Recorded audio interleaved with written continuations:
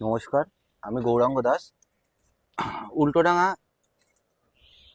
সংগ্রামীর ৬৩তম বর্ষের দায়িত্ব এবার আমার কাঁধের ওপর আছে। তো এই শারদোৎসব ২০২৫-এ উল্টোডাঙা সংগ্রামীতে আমি যে উপস্থাপনটা করতে চাইছি তার নাম দিয়েছি সত্তা। সত্তা মানে যে একটা অস্তিত্ব। তো আমাদের জীবনে বেঁচে থাকার যে অস্তিত্বটা, সেই যুদ্ধটা আমি এখানে তুলে ধরতে চেয়েছি।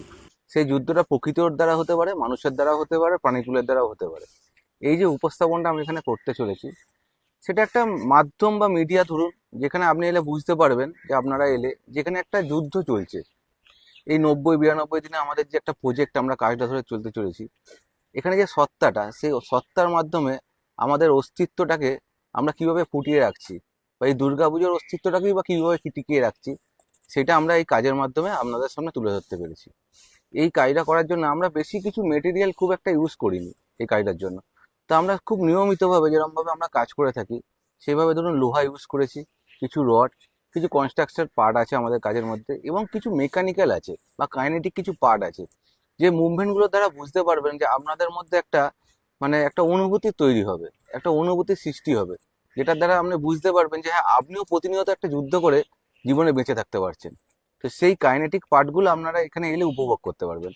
আমার এই কায়দার মাধ্যমে আমরা সমাজের মাধ্যমে একটা ধরুন একটা সোশ্যাল মেসেজ দিতে চাই আমি, যে এই যে যুদ্ধ, এই যে সত্তা, আমার নিজের বেঁচে থাকার সত্তা, সেই সত্তাটাকে কিভাবে ফুটিয়ে তুলবো, সেটাই হচ্ছে আমার এই কায়দার দ্বারা আমি নিজে উপস্থাপন করেছি।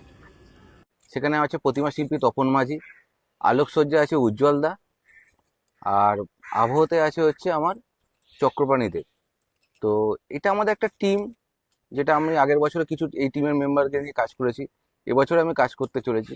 কারণ উল্টোডাঙা সংগ্রামীর মতন ক্লাব তো অনেক বড় ক্লাব, এদের এখানে কাজ করতে গেলে একটা বাড়তি কৌতূহল থাকে নিজের মধ্যে, যে নিজেকে ছাপিয়ে যাওয়ার একটা চেষ্টা করতে হয়, যে আমি এতদিন ধরে যা কাজ করেছি তার থেকে আরো বেটার কিছু করব। তো সেই কাজটাই আমি এখানে তুলে ধরতে চেয়েছি। তো আপনাদের কাছে অনুরোধ করছি, আপনারা আসুন, এই সুন্দর উপস্থাপনটাকে দেখুন। দেখলে আশা করি আপনাদের একটা ভালো লাগবে এবং একটা সুন্দর উপস্থাপনা আপনারা উপভোগ করতে পারবেন।